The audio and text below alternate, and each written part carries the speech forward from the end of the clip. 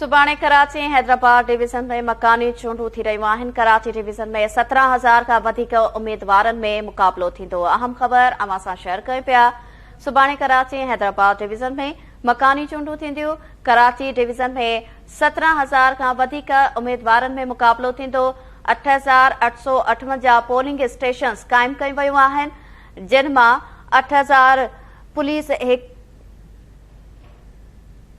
153 polling stations खे हसास करार ॾिनो वियो आहे।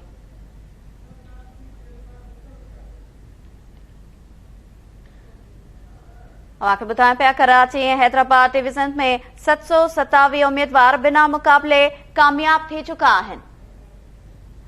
वधीक तफ़सील मालूम कंदासीं। लाइन ते मौजूद आहे कराची मां चीफ रिपोर्टर वहीद राजभर। जी वहीद राजभर।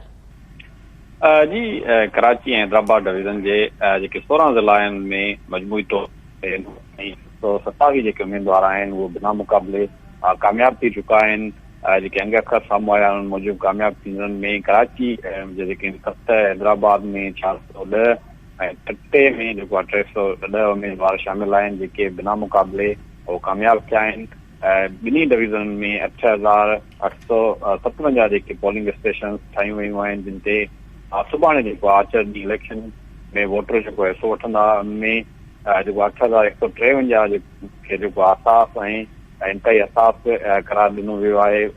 मकानी इदारनि में जेके उम्मीदवार हुया उहे जेके फौत थी विया आहिनि उनजी तइदाद जेको 49 थी वई आहे। ॿिए मरहले में जेके मकानी चूंडूं थी रहियूं आहिनि उनमें 17,863 उम्मीदवार आहिनि जेके हिसो वठी रहिया आहिनि, हिक ॿियो मुक़ाबलो कंदा। जॾहिं मलीर में चेयरमैन वाइस चेयरमैन जी हिकु जेकी सीट आहे, जॾहिं त 3 वार्डनि जा मेंबर जेको आहे उहो बिना मुक़ाबले कामयाब थी विया आहिनि। डिस्ट्रिक्ट सेंटर, डिस्ट्रिक्ट कोरंगी ऐं डिस्ट्रिक्ट केमारी में बि हिकु वार्ड मेंबर जेको आहे बिना मुक़ाबले उहो जेको आहे कामयाब थियो आहे। कराची शहर में जेको मकानी इदारनि जी जेकी चूंडूं आहिनि हिन वक़्तु ताईं 3 बि उम्मीदवार उहे जेको आहे इंतकाल करे चुका आहिनि। डिस्ट्रिक्ट जेको वेस्ट आहे उन में 5 वार्ड मेंबर, डिस्ट्रिक्ट सेंट्रल में चेयरमैन ऐं वाइस चेयरमैन जी सीटुनि ते 3 उम्मीदवार जेके आहिनि उहे इंतकाल करे आहिनि। डिस्ट्रिक्ट साउथ में चेयरमैन वाइस चेयरमैन जी जेकी सीट ते हिकु उम्मीदवार हुयो उहो इंतकाल करे वियो आहे। हिकु कोरंगी में चेयरमैन वाइस चेयरमैन जे उहिदे ते जेके 3 ऐं 2 वार्ड मेंबर जेको आहे उहो फौत थी चुका आहिनि। मलीर में जेको आहे 1 वार्ड मेंबर, डिस्ट्रिक्ट वेस्ट में चेयरमैन वाइस चेयरमैन जा जेके 2 उम्मीदवार आहिनि उहे बि फौत थिया। केमारी समेत मुख़्तलिफ़ जेके चेयरमैन वाइस चेयरमैन ते जेको आहे 1 उम्मीदवार ऐं 5 जेको आहे वार्ड मेंबर बि इंतकाल करे हिन वक़्तु ताईं 15 जनवरी ते सुभाणे इलेक्शन थियणी आहे। हुनमें कराची जेके 1200 जेके सीटूं आहिनि उन ते पोलिंग थींदी। हैदराबाद में municipal committee, town committee, member district council ऐं चेयरमैन वाइस चेयरमैन जी जेकी सीटूं आहिनि उन ते बि चूंड थींदी। हैदराबाद में 167, जामशोरो में 36, मुतियारी में 38 ऐं टंडो अलायार में 35 उम्मीदवार जेको आहे बिना मुक़ाबले कामयाब थिया आहिनि। टंडो मोमिन खान में 67, दादू में 67 ऐं ठटे में 122 उम्मीदवार आहिनि जेको उनमें मुक़ाबलो थींदो।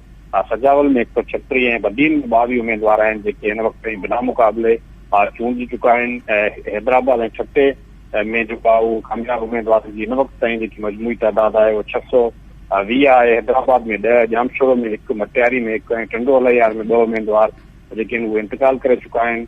जिन फार्म भरिया हुआ सुभाणे मकानी चूंडनि जे हवाले सां जिन सां मुक़ाबलो करणो हुयो। दादू में 3, ठटे में 2, सजावल में 2 ऐं बदीन में 6 उम्मीदवार जेके आहिनि उहे फौत थी चुका आहिनि। हिन वक़्तु ताईं जेके हैदराबाद डिवीज़न जा जेके डिस्ट्रिक्ट आहिनि उनमें 1675, जॾहिं त ठटे ज़िले में जेको आहे तमामु कैटेगरीज़ जे जेके उम्मीदवार आहिनि उन जूं 709 जेके सीटूं आहिनि उन ते बि इलेक्शन थींदी। अहिड़ी तरह कराची में 4,990 पोलिंग स्टेशनूं जेके ठाहियूं वयूं आहिनि, जिन मां 3,415 खे हसास, 1496 खे इंतई हसास ऐं 79 जेको आहे उनखे नॉर्मल करार ॾिनो वियो आहे। हैदराबाद डिवीज़न में 2,674 पोलिंग स्टेशन मां 1,270 हसास ऐं 779 जेको आहे इंतई हसास, 625 खे जेको नॉर्मल करार ॾिनो वियो आहे। ठीकु आहे, वॾी महिरबानी। नाज़रीन, कराची मां चीफ रिपोर्टर वहीद राजभर तफ़सील ॾिना आहिनि। मूंखे ॿुधाए पिया त सुभाणे कराची ऐं हैदराबाद डिवीज़न में मकानी चूंडूं थींदियूं। कराची डिवीज़न में 17,000 खां वधीक उम्मीदवारनि में मुक़ाबलो थींदो, जॾहिं त 8,858 पोलिंग स्टेशन्स क़ाइम कयूं वयूं आहिनि जिन मां 8000 पोलिंग स्टेशन 153 पोलिंग स्टेशन खे हसास करार ॾिनो वियो आहे। कराची ऐं हैदराबाद डिवीज़न में 727 उम्मीदवार बिना मुक़ाबले कामयाब थी चुका आहिनि, जॾहिं त कराची जे ओभर ओलह ॾखण सेंट्रल मलीर क्यामाड़ी ऐं कोरंगी ज़िलनि में वॾा मुक़ाबला थींदा। तफ़सील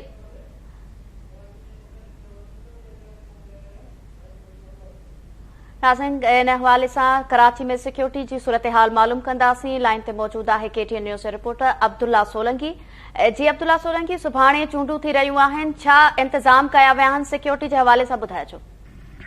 जी बिल्कुल, कराची जे 7 ज़िलनि में 43,605 पुलिस ऑफिसर ऐं एहलकार सिक्योरिटी लाइ तैयार कया विया आहिनि। हुन सां गॾु पुलिस स्टेशन ते SSU ऐं RRF जा कमांडोस बि सिक्योरिटी ॾींदा। जॾहिं त मां इहो वाज़े कयां त कराची में सिक्योरिटी लाइ 35,936 पुलिस खाते ऐं 7,672 एक्साइज़ खाते समेत एंटी करप्शन समेत ॿियनि खाते जा जेके एहलकार आहिनि उन्हनि खे पिणु जेको आहे हिन ड्यूटी में मुक़ररु कयो वियो आहे। सिंध पुलिस सां गॾु पाकिस्तान रेंजर्स सिंध ऐं हुन सां गॾु जेको कराची जी जेके कमु कंदा मुख़्तलिफ़ NGOs आहिनि उन समेत हैदराबाद जे मुख़्तलिफ़ इलाइक़नि में बि NGOs ऐं जेको रेंजर्स समेत पुलिस फ्लैग मार्च अॼु कयो आहे। जॾहिं त कराची में बि अॼु फ्लैग मार्च करण बाद कराची जा मुख़्तलिफ़ इलाइक़ा रेंजर्स ऐं पुलिस गॾिजी घुमिया आहिनि।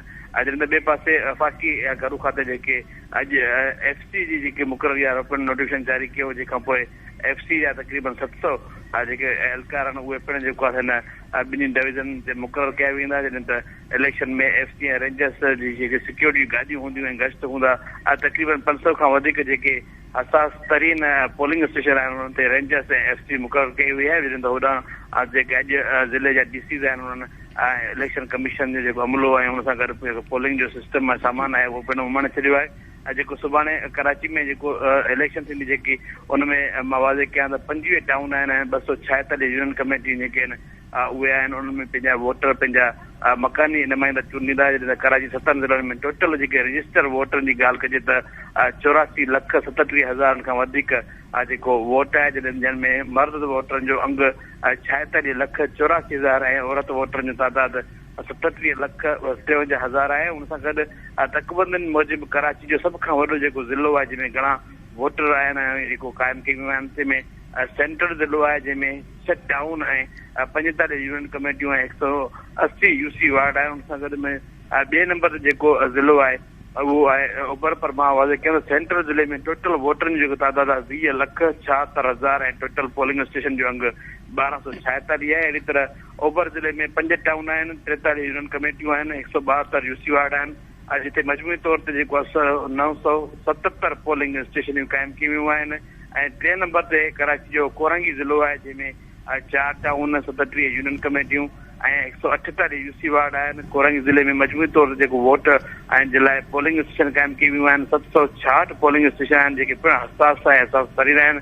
जॾहिं त मलीर जी जेकर ॻाल्हि कजे त 3 टाउन ते मुश्तमिल आहे, 3 यूनियन कमेटियूं आहिनि ऐं 120 UC वार्ड आहिनि जंहिंमें पोलिंग स्टेशन जो तादाद तक़रीबन 500 खां 510 ऐं 12 कयूं वियूं आहिनि। अहिड़ी रीति ओलह ऐं कैमरी ज़िला 3 टाउन्स ते मुश्तमिल आहिनि। ओलह ज़िले में 33 यूनियन कमेटियूं ऐं 132 UC वार्ड ऐं 641 पोलिंग स्टेशन आहिनि। जॾहिं त कैमरी ज़िले में जेको 32 यूनियन कमेटियूं 128 UC वार्ड ऐं 556 पोलिंग स्टेशन क़ाइमु कयूं आहिनि। अहिड़ी तरह कराची डिवीज़न जो ॾखण ज़िलो जेको 2 टाउननि ते मुश्तमिल आहे, 26 यूनियन कमेटियूं आहिनि, 104 UC वार्ड उन ते ॿधल आहे ऐं जंहिंमें 480 पोलिंग स्टेशन क़ाइमु कयूं वियूं आहिनि। ॾखण ज़िले जी मां वाज़े कयां त कुझु जेको हिसो उहो कैमरी ज़िले में हले वियो, हुन खां पोइ ॾखण ज़िलो नंढड़ो थी वियो आहे। हुन ते ख़ासि तौर ते कंटेनमेंट जो जेको एराज़ी आहे हिसो पिणु उहो जाम आहे। कराची में का बि जेकी पोलिंग आहे उहा नॉर्मल न आहे। 5,000 जितनी पोलिंगूं लॻभॻि आहिनि, उनमें हसास ऐं हसास तरीन आहिनि। जॾहिं त कराची हैदराबाद जेके पुरमन पंहिंजो अमल करण लाइ चूंड जो anti corruption excise police FC ऐं रेंजर्स समेत ॿिया जेके कानून लागू करण इदारा आहिनि उहे पंहिंजी सिक्योरिटी जेको आहे एजेंसियूं समेत पंहिंजी ड्यूटियूं ते सर अंजाम ॾींदा। जी ठीकु आहे, वॾी महिरबानी। नाज़रीन, कराची खां अब्दुल्ला सोलंकी सिक्योरिटी जे हवाले सां तफ़सील ॾिना आहिनि।